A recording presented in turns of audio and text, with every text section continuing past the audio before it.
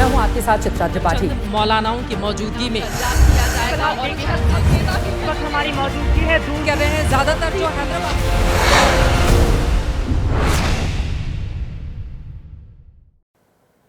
Orient bell tiles studio से आप देख रहे हैं एबीपी न्यूज। नमस्कार, रात के 9 बज रहे हैं। वक्त है दिन के सबसे बड़ी खबरों और उनके सबसे प्रामाणिक विश्लेषण का। मैं हूं आपके साथ चित्रा त्रिपाठी और आप देखना शुरू कर चुके हैं जनहित। हर व्यक्ति के जीवन में दो तरह के दौर आते हैं। एक दौर वो होता है जब उसकी तूती बोलती है, हर कोई उसे ध्यान से सुनता है। फिर एक दौर वो भी आता है जब बाहर के लोगों को तो छोड़िए, घर के छोटे बच्चे भी उसकी बात नहीं सुनते, उसके फैसलों पर सवाल उठाते हैं, एक ही बात बार बार कहने पर कुतर्क करते हैं। लेकिन आज हम किसी के घर की नहीं बल्कि देश की बात करने वाले हैं और इस सवाल को लेकर आगे बढ़ रहे हैं कि क्या देश की संवैधानिक संस्थाओं का भी दूसरा दौर आ गया है? क्या ये युग हर बात का ठीकरा संवैधानिक संस्थाओं के सिर फोड़ने का युग है? बीजेपी के एक सांसद ने सुप्रीम कोर्ट पर सवाल उठाकर पहले ही हंगामा मचा रखा है। अब संसद में विपक्ष के सबसे जिम्मेदार नेता यानी लोकसभा के नेता प्रतिपक्ष राहुल गांधी ने भी चुनाव आयोग पर उसकी नीयत, उसकी निष्ठा पर फिर से सवाल खड़े कर दिए हैं। राहुल गांधी ने वही आरोप लगाए हैं जो इससे पहले भी चुनाव आयोग पर कई बार लगा चुके हैं और जिन पर चुनाव आयोग कई बार जवाब भी उन्हें दे चुका है। राहुल की टाइमिंग इस बार भी विशेष है। इस बार भी उन्होंने अपना ईवीएम रिकॉर्ड देश से बाहर विदेश जाकर ऑन किया है।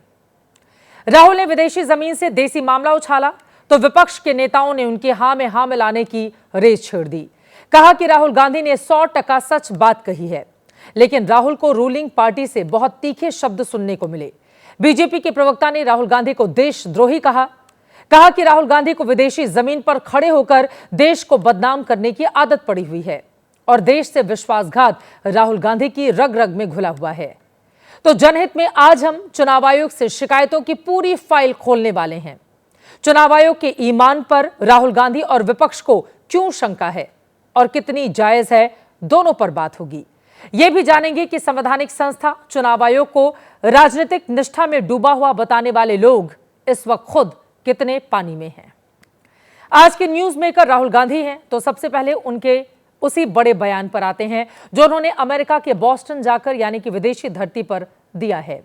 राहुल गांधी 2 दिन के अमेरिकी दौरे में ब्राउन यूनिवर्सिटी में छात्रों को संबोधित करेंगे, उन्हें लोकतंत्र का ज्ञान देंगे। राहुल क्या बोलने वाले हैं, इसके संकेत उनके सलाहकार सैम पित्रोदा ने पहले ही दे दिए हैं। पित्रोदा ने एक्स पर पोस्ट करके लिखा है, युवाओं, लोकतंत्र और बेहतर भविष्य की आवाज, आइए सुने, सीखें और मिलकर निर्माण करें। और राहुल गांधी ने अमेरिका पहुंचते ही पहला ज्ञान भारत की चुनावी प्रणाली पर दे दिया। महाराष्ट्र चुनाव का मुद्दा छेड़कर चुनाव आयोग पर सवाल खड़े कर दिए। More people voted in the Maharashtra assembly elections than there are adults in Maharashtra. This is a fact. And the election commission gave us a figure, voting figure for 5:30 in the evening. And between 5:30 in the evening and 7:30 in the evening, when the polls were supposed to have closed, 65 lakh voters voted. Now, that is physically impossible to happen, right? Because for a voter to vote, it takes approximately 3 minutes. And if you do the math, it would mean that there were lines of voters till 2 o'clock at night voting all night, and this didn't happen. So we asked them the videography. If we asked, they not only refused to give us the videography, they changed the law so that now you're not allowed to ask for the videography. So it's very clear to us that the election commission is compromised.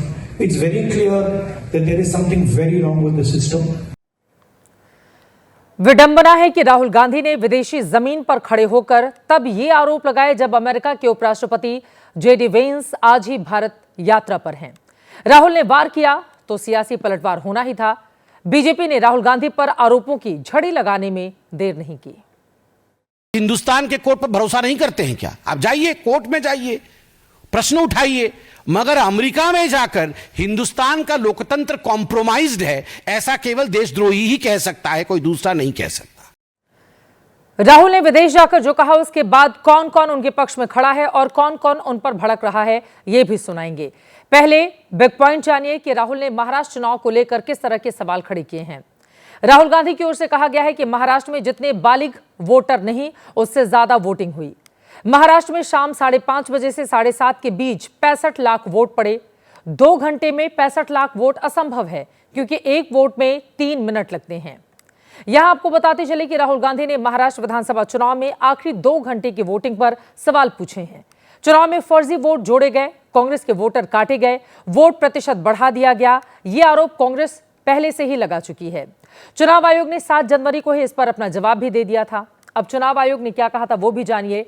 5 बजे के आंकड़ों से final data की तुलना गलत है। Voting खत्म होते वक्त चुनाव अधिकारी कई काम में व्यस्त होते हैं। वोटिंग अपडेट ईवीएम जमा होने के बाद शुरू होता है। कुछ पोलिंग पार्टी आधी रात या अगले दिन रिपोर्ट करती हैं। मतगणना से पहले फॉर्म 17C का मिलान किया जाता है। और 7 जनवरी को तत्कालीन मुख्य चुनाव आयुक्त राजीव कुमार ने शेरो शायरी भरे अंदाज में भी जवाब दिया था। कर न सके इकरार तो कोई बात नहीं, मेरी वफा का उनको एतबार तो है। शिकायत भले ही उनकी मजबूरी हो, मगर सुनना, सहना, सुलझाना हमारी आदत तो है। इरशाद, आरोपों और इल्जामात का दौर चले कोई गिला नहीं। आरोप और इल्जामात का दौर चले कोई गिला नहीं। झूठ के गुब्बारों को बुलंदी मिले कोई शिकवा नहीं। हर परिणाम में प्रमाण देते हैं, पर वो बिना सबूत शक की नई दुनिया रौनक करते हैं। और शक का इलाज तो हकीम लुकमान के पास भी नहीं। सब सवाल अहमियत रखते हैं, जवाब तो बनता है। सब सवाल अहमियत रखते हैं, जवाब तो बनता है। आदतन कलम बंद जवाब देते रहे, आज रूबरू भी बनता है। क्या पता कल हो ना हो, आज जवाब तो बनता है। आज जवाब तो बनता है। तो क्या चुनाव आयोग पर आरोप लगाने के मामले में कांग्रेस का होमवर्क अधूरा है? कांग्रेस के पास वाकई अपने आरोपों का कोई आधार है? इन सारे सवालों पर भी आएंगे, लेकिन अभी वो जुबानी जंग देखिए जो राहुल गांधी के बयान के बाद से छिड़ा हुआ है।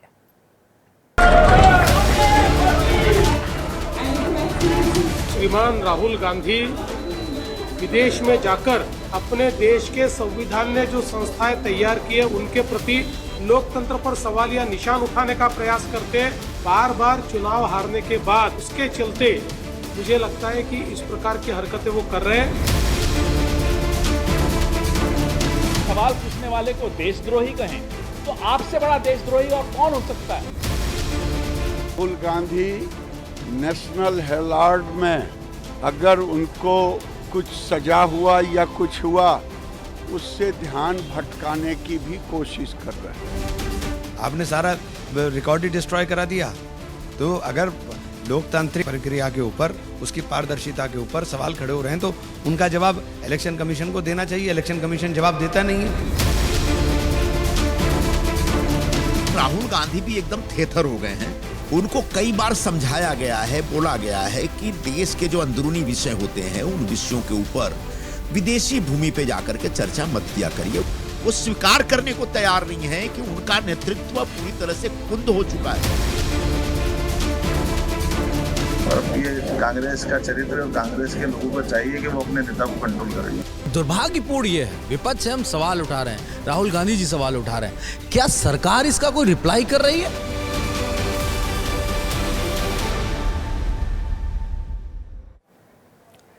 देश के बाहर जाकर क्या सिर्फ देश की तारीफ की जानी चाहिए? क्या देश से बाहर देश के किसी सिस्टम पर बोलना देश के खिलाफ बोलना माना जाएगा? इसे आप अंतहीन बहस मान सकते हैं। हम फिलहाल बात करेंगे चुनाव आयोग, चुनाव प्रणाली और चुनावी टूल यानी कि ईवीएम पर कांग्रेस को इतना अविश्वास क्यों है और ये कितना जायज है। महाराष्ट्र की वोटर बढ़ोतरी पर आज हमारी रिसर्च टीम ने भी कुछ आंकड़े निकाले हैं। आप इन्हें गौर से देखिए और अंदाजा लगाइए कि क्या वाकई इसमें कुछ अजीब है। महाराष्ट्र के पिछले 10 चुनावों के वोटरों के नंबर हैं ये। 2004 के लोकसभा चुनाव में महाराष्ट्र में 6 करोड़ 30 लाख वोटर थे, जबकि विधानसभा चुनाव में बढ़कर 6 करोड़ 60 लाख हो गए। 2009 के लोकसभा चुनाव में महाराष्ट्र में 7 करोड़ 30 लाख वोटर थे, जबकि विधानसभा चुनाव में बढ़कर 7 करोड़ 60 लाख हो गए। 2014 के लोकसभा चुनाव में महाराष्ट्र में 8 करोड़ 8 लाख वोटर थे, विधानसभा में 8 करोड़ 35 लाख हुए। 2019 के महाराष्ट्र लोकसभा चुनाव में लोकसभा के आंकड़ों की बात करें 8 करोड़ 87 लाख वोटर थे। विधानसभा चुनाव में बढ़कर 8 करोड़ 98 लाख हो गए। अब 2024 के लोकसभा चुनाव में महाराष्ट्र में 9 करोड़ 30 लाख वोटर थे, जबकि विधानसभा चुनाव में बढ़कर 9 करोड़ 70 लाख हो गए हैं। अब कांग्रेस जो बार बार पूछ रही है कि महाराष्ट्र में 6 महीने में इतने वोटर कैसे बढ़ गए, तो इसका जवाब भी इन्हीं आंकड़ों में है। इन्हीं आंकड़ों को और बारीकी से देखिए। 2004 के दोनों चुनावों के बीच 29,50,000 यानी कि 4.7% वोट बढ़े थे। 2009 में दोनों चुनाव के बीच 30 लाख यानी कि 14,000 यानी 4.1% वोट बढ़े थे। 2014 में दोनों चुनावों के बीच 27,29,000 यानी 3.4% वोटों की बढ़ोतरी हुई। 2019 में दोनों चुनावों के बीच 11,61,000 यानी कि 1.3% वोट की बढ़ोतरी हुई थी। और फिर 2024 में दोनों चुनावों के बीच वोटरों की संख्या 39,63,000 यानी कि 4.3% बढ़ गई। मतलब यह है कि महाराष्ट्र में कोई अजूबा नहीं हुआ है। 2 चुनावों के बीच जितने वोट 2024 में बढ़े, उससे कहीं ज्यादा 2004 में बढ़े थे, जब यूपीए सत्ता में आई थी। तब तो चीफ इलेक्शन कमीशन भी वाजपेयी सरकार के नियुक्त किए गए थे। तो फिर कभी चुनाव आयोग पर तो कभी ईवीएम पर सवाल उठाकर बैलेट पेपर युग में लौटने की मांग में कितना दम है? ईवीएम हटाने का तर्क भी कब तक टिकेगा, यह बड़ा सवाल बना हुआ है। भारत एक चुनाव प्रधान देश है। यहां 12 महीने में 4 मौसम होते हैं, लेकिन चुनावी मौसम हमेशा बना रहता है, पूरे साल। देश में ईवीएम से चुनाव कराते हुए चुनाव आयोग को 25 साल हो गए हैं। साल 2025 देश में ईवीएम का सिल्वर जुबली ईयर है। 2001 में 4 विधानसभा चुनावों से ईवीएम की चुनावी एंट्री हुई थी। 25 साल में इसी ईवीएम से वोटरों ने बड़ी बड़ी उलटपुलट की है। 2004 और 2009 में बीजेपी को हरा दिया। फिर 2014 में मोदी की फुल मेजॉरिटी से सरकार बनाई। 2019 में बीजेपी को 303 नंबर दिए, 303। 2018 में बीजेपी को हिंदी बेल्ट के 3 राज्यों में आउट कर दिया गया। आरंभ है प्रचंड। उस समय राहुल गांधी के लिए गाना बजा था राजस्थान, मध्य प्रदेश और छत्तीसगढ़ में, जब भारतीय जनता पार्टी हारी थी। 2022 में बंगाल में ममता बनर्जी को भी सत्ता मिली प्रचंड तरीके से। पंजाब, हिमाचल में 5-5 साल में सत्ता पलटती है। बैलेट का ट्रेंड ईवीएम ने भी बनाए रखा।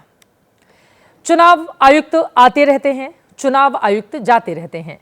हमने बहुत छोटे सैंपल साइज में आपको बताने की कोशिश की है कि ईवीएम सबकी सगी है और चुनाव आयोग ने उससे हर पार्टी की सरकारें बनवाई हैं।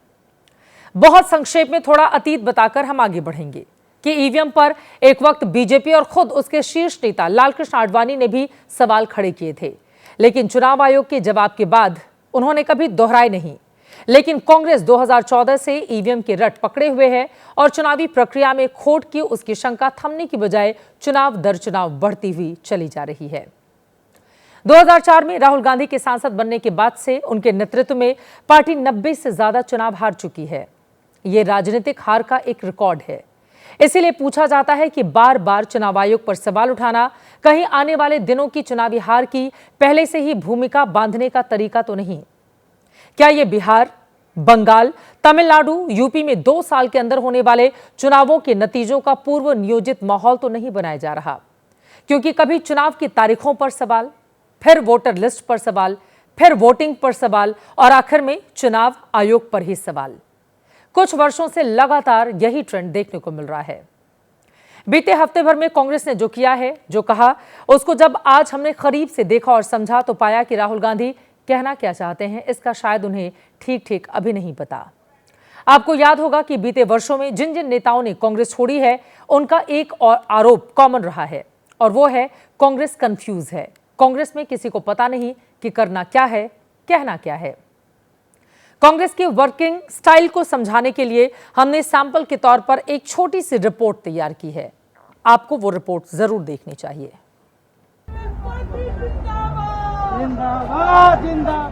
ये बिहार के बक्सर की तस्वीर है। कांग्रेस अध्यक्ष मल्लिकार्जुन खड़गे की रविवार को रैली थी। मंच पर जो नेता थे उन्होंने माला पहनाकर स्वागत किया, बाकायदा सोने का मुकुट भी भेंट किया।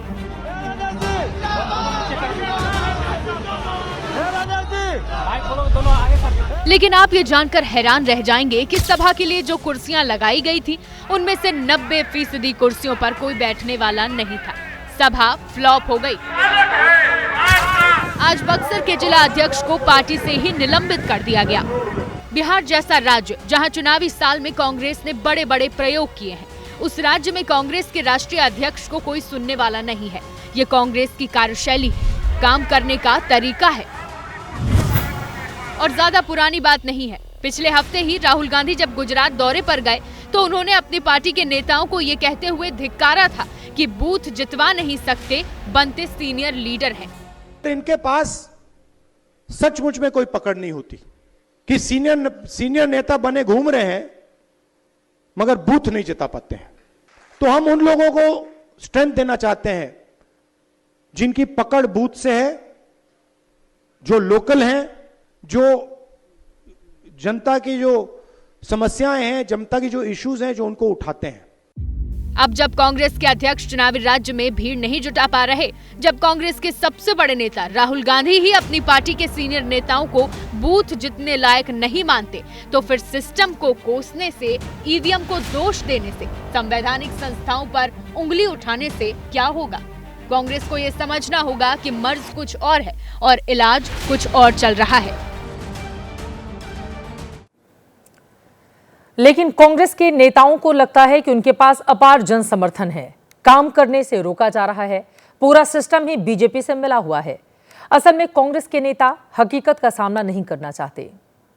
कांग्रेस को समझना होगा कि बीजेपी चुनाव को मिशन मोड में लड़ती है, 356 दिन तैयार रहती है। एक चुनाव खत्म नहीं होता कि पार्टी का नेतृत्व दूसरे चुनाव की तैयारियों में लग जाता है, जुट जाता है। बीजेपी के पास काम करने के लिए आरएसएस जैसा संगठन है जो जमीन तैयार करता है। चुनाव में बीजेपी हर बूथ के हिसाब से अपनी रणनीति तैयार करती है। शक्ति केंद्र, पन्ना प्रमुख वोटरों के बीच काम करते हैं। मंडल स्तर पर बीजेपी का संगठन सालों से सक्रिय है, जबकि कांग्रेस के संगठन का हाल आप बक्सर में देख चुके हैं। राहुल गांधी ने तो अपने कार्यकर्ताओं को ही पिछले दिनों बीजेपी का एजेंट करार दिया था।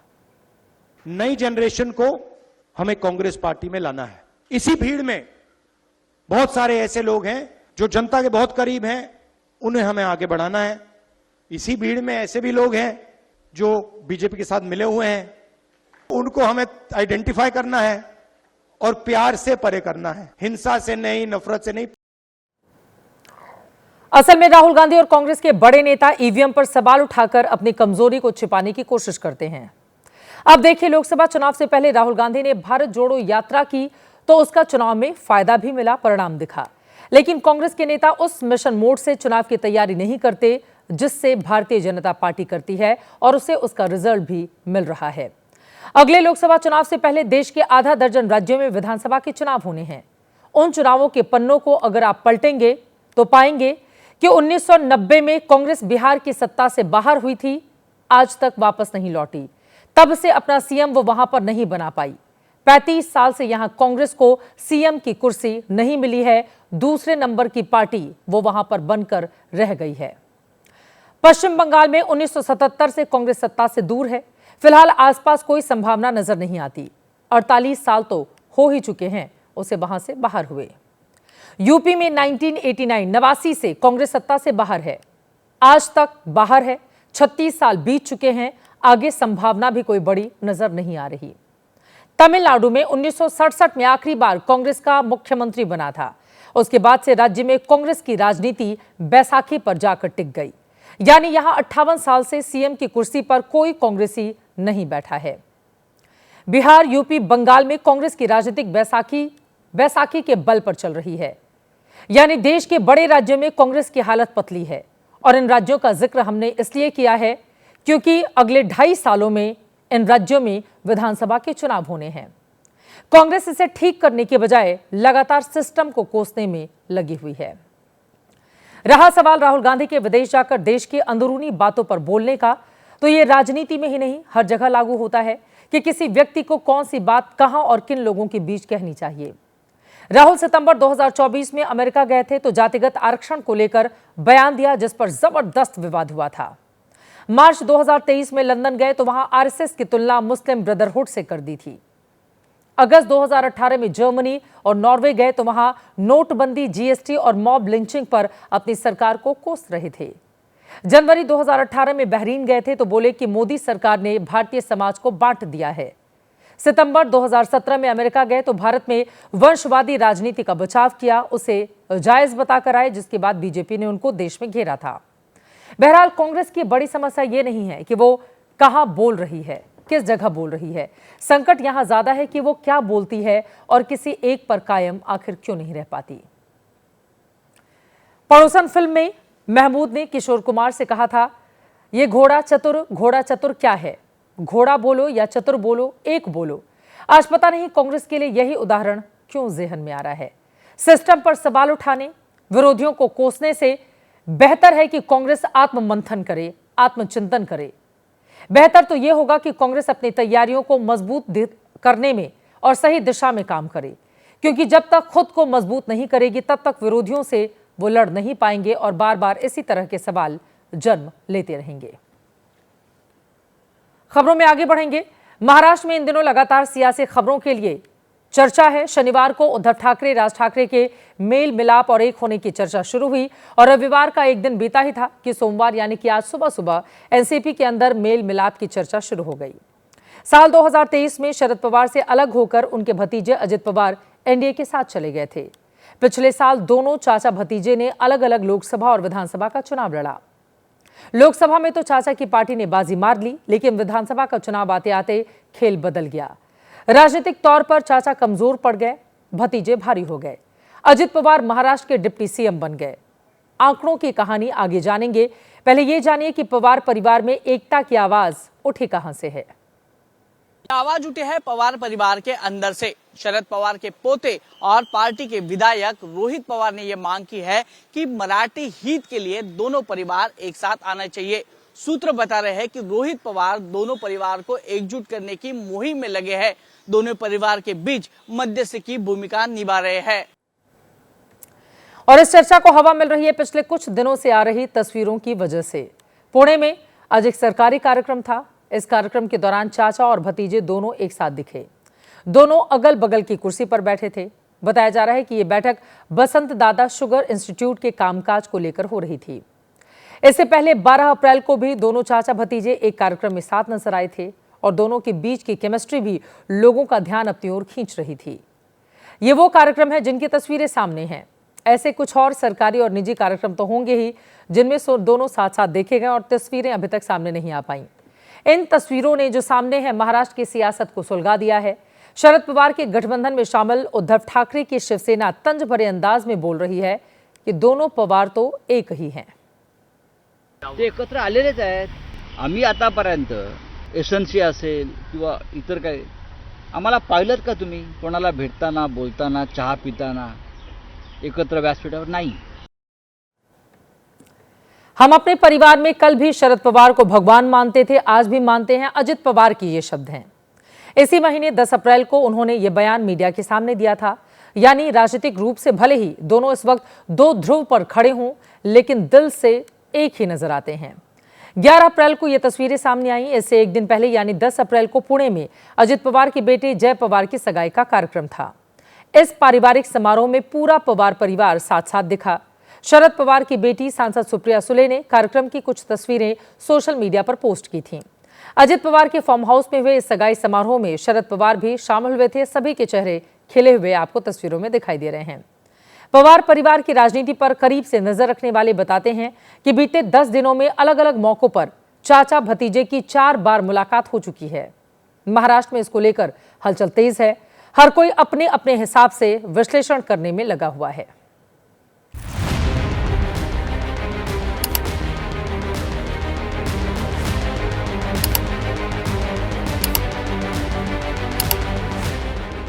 पवार साहब का मिलना ये मैसेज है, लेकिन अजीत दादा का मिलना भी ये भी मैसेज है। दोनों नेता महाराष्ट्र के वरिष्ठ नेताओं में गिने जाते हैं। अभी उसको कोई राजनीतिक एंगल देने की कोई जरूरत नहीं।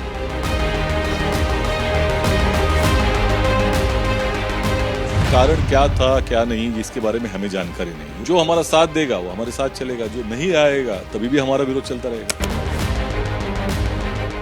अभी उनके दल का सवाल है आएंगे नहीं आएंगे, कब आएंगे, कैसे आएंगे, क्या है क्या नहीं, ये सारा न होते हुए हवा में गोलीबार हम क्यों करें।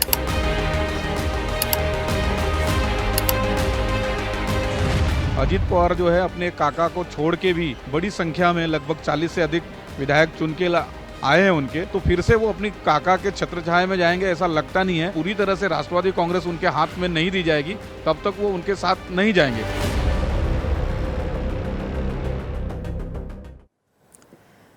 पिछले साल नवंबर महीने में ही महाराष्ट्र में विधानसभा का चुनाव हुआ था। उस चुनाव में एनडीए यानी कि महायुति को प्रचंड जीत मिली थी। अजित पवार एनडीए के साथ थे, जबकि शरद पवार महाविकास अघाड़ी में थे।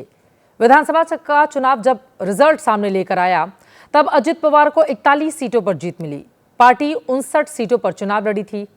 वोट मिले 9%। जीत का स्ट्राइक रेट 71% रहा। शरद पवार की पार्टी को महज 10 सीटों पर ही जीत मिली, जबकि गठबंधन में शरद पवार ने 86 सीटों पर अपने उम्मीदवार उतारे थे। उनकी पार्टी को 11% वोट मिले। जीत का स्ट्राइक रेट महज 12% का था। अजित पवार इस वक्त महाराष्ट्र में डिप्टी सीएम हैं। उनके गठबंधन की केंद्र से लेकर राज्य में सरकार है। महाराष्ट्र में शरद पवार की एनसीपी के 8 सांसद हैं, जबकि अजित पवार की एनसीपी के पास महज 1 सांसद हैं। पिछले कुछ महीनों में कई बार ये चर्चा सामने आ चुकी है कि सत्ता सुख के लिए शरद पवार के सांसद अजित पवार के साथ जा सकते हैं। हो ना हो, इसकी भनक शरद पवार को भी हो। अब भला सत्ता का सुख कौन नहीं चाहता, और राजनीति में तो कभी कुछ असंभव भी नहीं होता। न कोई स्थायी दोस्त होता है, न कोई स्थायी दुश्मन। समय काल परिस्थिति के हिसाब से गठबंधन, रिश्ते और संबंध अब तय होने लगे हैं, और वही यहां पर नजर आता है। आगे बढ़ेंगे। जनहित में अब बात अमेरिकी उपराष्ट्रपति जेडी वेंस के भारत दौरे की। वेंस ने थोड़ी देर पहले प्रधानमंत्री नरेंद्र मोदी से मुलाकात की है। प्रधानमंत्री ने 7 लोक कल्याण मार्ग पर वेंस फैमिली का स्वागत किया। खुद प्रधानमंत्री ने उनकी अगवानी की, गले लगाकर वेलकम किया। फिर सभी को पूरे 7 लोक कल्याण मार्ग में घुमाया, गार्डन दिखाया। इसके बाद वेंस परिवार प्रधानमंत्री आवास के अंदर गया, जहां प्रधानमंत्री ने जेडी वेंस के बच्चों को खूब दुलारा, गोद में बिठाकर उनसे बातचीत की, उन्हें मोर पंख दिए। इस दौरान ये बच्चे पीएम आवास के अंदर खूब मस्ती करते हुए और प्रधानमंत्री नरेंद्र मोदी से सवाल जवाब करते हुए भी दिखाई दिए। जेडी वेंस की पत्नी भारतीय मूल की हैं। उनका नाम है उषा चिलुकुरी, जो अब उषा वेंस के नाम से जानी जाती हैं। ऐसे में आप कह सकते हैं कि अमेरिकी उपराष्ट्रपति भारत के दामाद हैं। उनका भारत से गहरा नाता है, जिसे उन्होंने जताने में संकोच भी नहीं किया। ये तस्वीरें दिल्ली के पालम एयरपोर्ट की हैं, जहां वेंस पत्नी उषा और तीनों बच्चे इवान, विवेक और मीराबेल के साथ उतरे। तो ये तस्वीर सोशल मीडिया में जबरदस्त वायरल हो गई। इसकी वजह है वेंस के बच्चों के कपड़े, जो पूरी तरह से भारतीय ड्रेस में नजर आए। दोनों बेटे इवान और विवेक कुर्ता पायजामा में नजर आए, तो बेटी मीराबेल अनारकली सूट और जैकेट में दिखाई दी। पालम एयरपोर्ट पर वेंस की अगवानी केंद्रीय मंत्री अश्विनी वैष्णव ने की। यहां उनका भव्य स्वागत किया गया। यहीं पर उन्हें गार्ड ऑफ ऑनर भी दिया गया। अमेरिकी उपराष्ट्रपति का यह पहला आधिकारिक भारतीय दौरा है। अमेरिकी वाइस प्रेसिडेंट वेंस अपने परिवार के साथ अक्षरधाम मंदिर भी पहुंचे। यहां उन्होंने भगवान स्वामी नारायण के दर्शन किए, मंदिर परिसर में फोटो खिंचवाई। यहां पूरी वेंस फैमिली के गले में माला भी नजर आई। ये तस्वीरें वेंस फैमिली के भारत से गहरे रिश्ते को बयां करती हैं।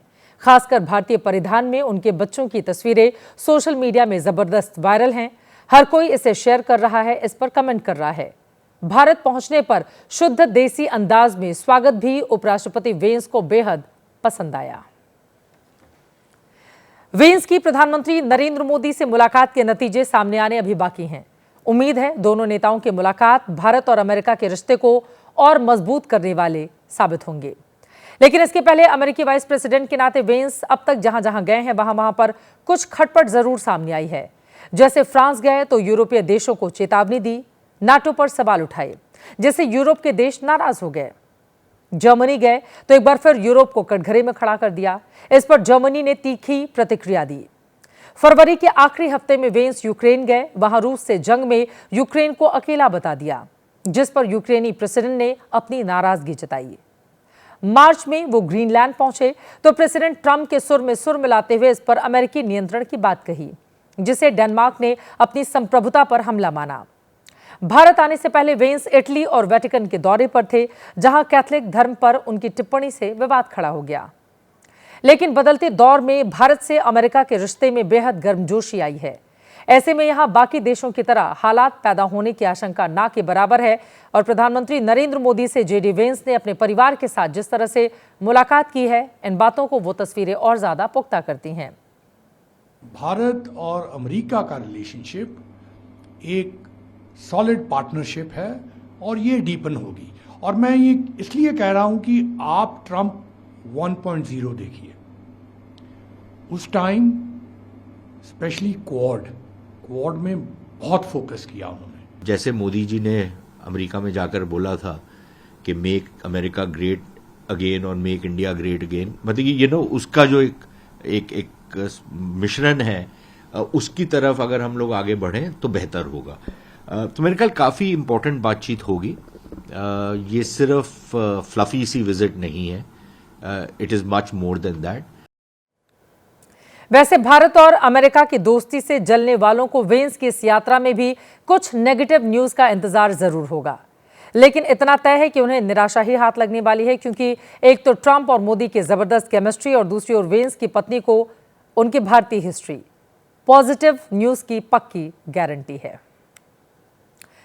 जनहित में अब बात पश्चिम बंगाल के मुर्शिदाबाद की, जहां हिंसा की आग तो बुझ चुकी है, लेकिन पीड़ितों का अंतहीन दर्द कायम है, जिसे बांटने आज केंद्रीय मंत्री और बीजेपी के प्रदेश अध्यक्ष सुकांता मजूमदार पहुंचे तो हिंसा पीड़ितों की तकलीफ सुनकर वो भावुक हो उठे।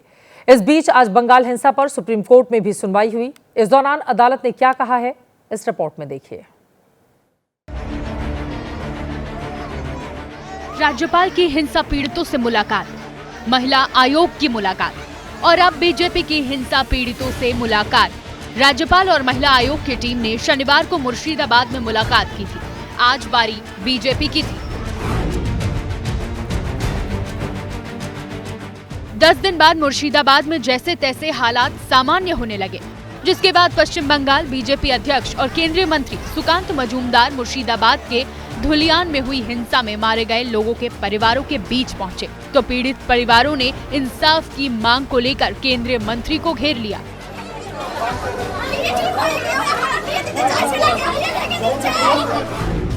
हिंसा पीड़ित परिजनों से मुलाकात के बाद बंगाल बीजेपी अध्यक्ष सुकांत मजूमदार ने हिंसा के लिए ममता सरकार को जिम्मेदार ठहराया। आरोप लगाया कि ममता की तुष्टीकरण राजनीति बंगाल को एक और विभाजन की ओर ले जा रही है। इस तरीके का मानसिकता का चीफ मिनिस्टर पश्चिम बंगाल में रहेगा तो सोहरावर्दी पार्ट 2, गेट कलकत्ता की लिंक्स पार्ट 2 और पश्चिम बंगाल का विभाजन तय है। Thinking that everything is okay, only the Murshidabad there is some problem. I would urge the so-called intellectuals of Kolkata, where are you, sir? What are you doing? Are you missing candle? So I can provide you candle, tons of candle if you need.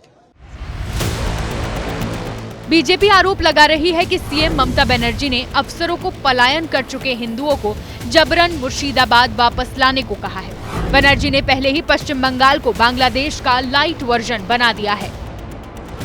लेकिन तृणमूल कांग्रेस का कहना है कि मुर्शिदाबाद में वक्फ act के खिलाफ हुआ बवाल साजिश है, जिसके जरिए बीजेपी बंगाल में अपनी जमीन मजबूत करना चाहती है। मुर्शिदाबाद में जो हुआ है या जो कराया गया है, मुझे लगता है कि एक सोची समझी राजनीति या सोची समझी साजिश के तहत है। आज मुर्शिदाबाद हिंसा की गूंज सुप्रीम कोर्ट में सुनाई दी। वकील विष्णु शंकर जैन ने पश्चिम बंगाल पर अपनी याचिका में 3 रिटायर्ड जजों की निगरानी में हिंसा की जांच के अलावा पश्चिम बंगाल में एक फैक्ट फाइंडिंग कमेटी भेजने, राज्य में अर्धसैनिक बलों की तैनाती का आदेश देने और राज्यपाल से हिंसा पर रिपोर्ट तलब करने की मांग की, जिस पर सुप्रीम कोर्ट ने वकील विष्णु शंकर जैन से कहा, क्या आप चाहते हैं कि हम राष्ट्रपति को आदेश दें? हम पर पहले से ही आरोप लग रहा है कि हम कार्यपालिका के अधिकारों में दखल दे रहे हैं। सुप्रीम कोर्ट की इस टिप्पणी की वजह थी विधायिका और न्यायपालिका की सर्वोच्चता पर देश में छिड़ी बहस। हालांकि सुप्रीम कोर्ट ने विष्णु शंकर जैन की याचिका की सुनवाई को मंजूरी दे दी है, जबकि पश्चिम बंगाल में राष्ट्रपति शासन और पैरामिलिट्री फोर्स की तैनाती की मांग वाली 2 याचिकाओं पर ये कहते हुए सुनवाई से इनकार कर दिया कि याचिकाकर्ता बेहतर तैयारी के साथ अदालत में आए।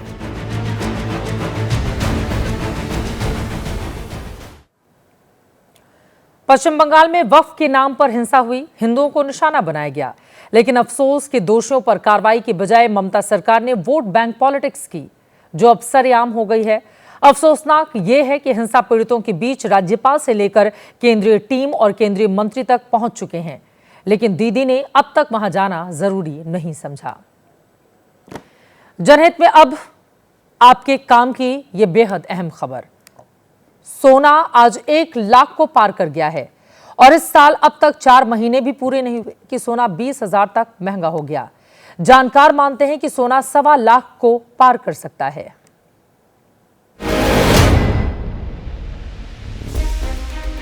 चौबीस कैरेट सोना 31 दिसंबर को 76,162 रुपए प्रति 10 ग्राम का था।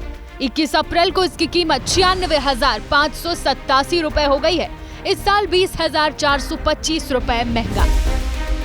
टैक्स जोड़कर देखेंगे तो 24 कैरेट सोना 1 लाख को पार कर चुका है। आज सोना मुंबई के जावेरी बाजार में 1,01,000 का बिक रहा है। मुंबई के सोना कारोबारी कह रहे हैं कि सोने की ये कीमत अभी और ऊपर जाएगी। अनुमान 1.25 लाख को पार करने का है। तेज होगा सोना, $4,000 होगा। जो इंटरनेशनल अभी इस समय $3,300 है, वो $4,000 होगा। सोना फुल तेज जाएगा। शादियों का सीजन चल रहा है। भारत में तो बिना गहनों के काम नहीं चलने वाला, लिहाजा लोगों की जेब पर बोझ बढ़ गया है। गिल्ट फील हो रहा है क्योंकि सोचा पहले ले लिए होते तो अभी प्रॉफिट में होते। और ऐसा नहीं है कि सोने में ये तेजी सिर्फ भारत में है, दुनिया के बाजारों में भी यही तेजी है। एक्सपर्ट टैरिफ वॉर को इसकी वजह मानते हैं। 3 कारण मिलकर सोने के रेट को बढ़ा रहे हैं और इसके डाउन होने की संभावना तभी है जब टैरिफ वॉर सेटल होगा। खबर देखने के बाद ज्यादा कुछ बताने की जरूरत नहीं है, आप खुद समझदार हैं।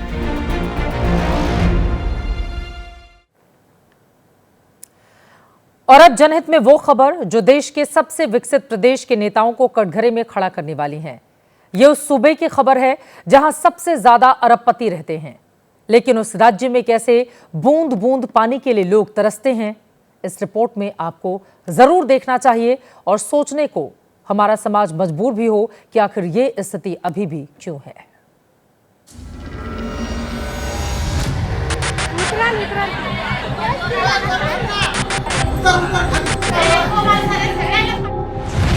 पाताल में पानी की तलाश में जिंदगी दांव पर है। रस्सी छूटी तो सांसों की डोर टूटने का खतरा है, लेकिन सूखते गले को तर करने के लिए, जिंदा रहने के लिए पानी जरूरी है। ऐसे में मरता क्या न करता, लिहाजा जान जोखिम में डालकर ये महिला गहरे कुएं में उतर रही है। गर्मी की शुरुआत में ही कुएं सूख चुके हैं। कुएं में जो थोड़ा बहुत पानी बचा है वो भी तलहटी में पहुंच चुका है। ऐसे में बूंद बूंद पानी भरने की जद्दोजहद जारी है। पानी भरने के लिए जंग का ये मंजर नासिक जिले के बोरीचिवारी गांव का है, जहां हर रोज कुछ इसी तरह से 70 फीट गहरे कुएं के पास पानी भरने वालों की भीड़ जमा होती है। गहराई इतनी कि ज्यादातर लोग इसमें उतरने की हिम्मत तक नहीं जुटा पाते, सिवाय इस हिम्मती महिला के, जो सूख चुके कुएं में बड़ी मुश्किल से उतरी और फिर पत्ते के कटोरे से बर्तन में पानी भरने की कोशिश में जुट गई, वो भी इतना गंदा और मटमैला जिसे पीकर बीमार होने की गारंटी पक्की है। लेकिन महाराष्ट्र के इन गांव वालों के पास चारा भी क्या है। साधन संपन्न महाराष्ट्र ही नहीं, पानी से विपन्न रेगिस्तानी राजस्थान में भी जल संकट की तस्वीरें परेशान करने वाली हैं। ये बाड़मेर जिले का तारिसरा गांव है। पीने के पानी की ऐसी किल्लत हुई कि ज्यादातर लोगों ने गांव छोड़ना मुनासिब समझा, लेकिन जो रह गए उनके लिए पानी का बंदोबस्त जीवन मरण का सवाल बन गया है। गांव वालों के मुताबिक पानी का इकलौता जरिया ये छोटा सा कुआं रह गया है, जिसके खारे पानी के आसरे तारिसरा के लोग अपने गले को तर करने को मजबूर हैं। यहाँ पर पानी की सबसे बड़ी सुविधा, पानी 15 किलोमीटर दूर एक टडवा गांव है, वहाँ से लाते 1200-1500 रुपये देके। पानी हमारे गांव के अंदर है नहीं। पानी की समस्या के चलते हमारा आधा गांव खाली हो गया है। अभी 15-20 घर बचे हैं। अभी जो चलते ये व्यवस्था नहीं हुई पानी की तो ये लोग भी चले जाएंगे। सरकारी दावे के मुताबिक गांव में 2 हैंडपंप लगवाए गए थे, लेकिन इनमें से भी खारा पानी ही निकला। ऐसे में अब यहाँ जल जीवन मिशन के पहुँचने का इंतजार है, जो मंजूर तो हो चुका है, लेकिन इसके जमीन पर उतरने में 2 साल का वक्त लग सकता है। भारत की कामयाबी का डंका कहां तो दुनिया भर में बज रहा है। हम दुनिया की 5वीं बड़ी अर्थव्यवस्था बन चुके हैं और कहां इस देश के इन हिस्सों में पीने के पानी तक की व्यवस्था नहीं हो पाई है। ये वास्तव में शर्मनाक है।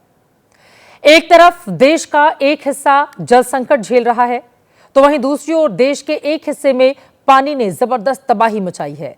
बात जम्मू कश्मीर की हम कर रहे हैं, जहां पर कल बादल फटने से बर्बादी मची है।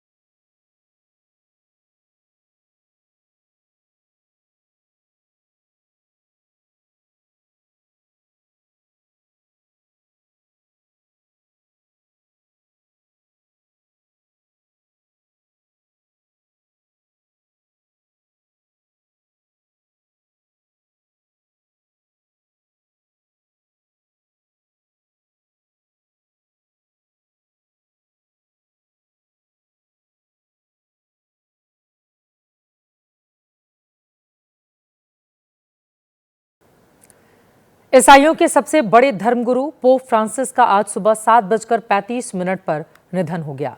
पोप फ्रांसिस 88 साल के थे। पिछले काफी समय से उनकी तबीयत खराब थी। पोप के निधन पर दुनिया में शोक की लहर है। दुनिया भर के नेताओं ने पोप के निधन पर शोक जाहिर किया।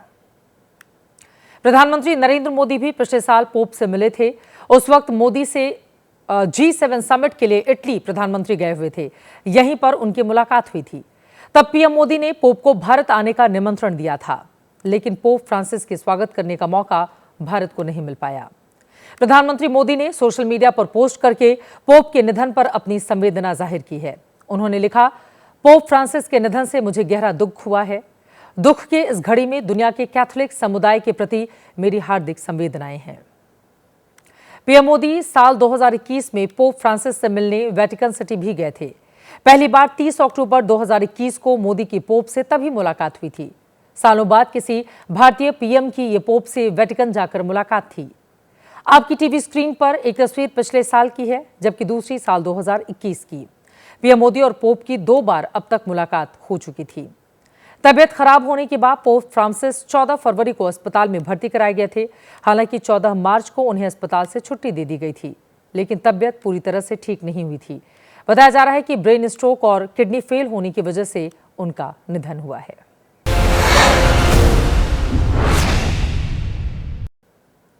और अब आज का जनहित मंत्र।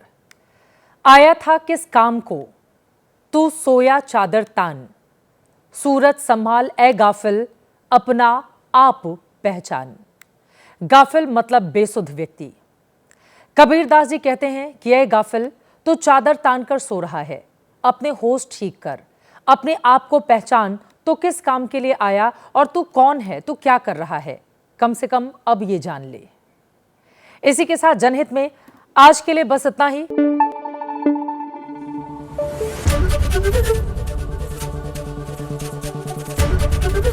एबीपी न्यूज आपको रखे आगे।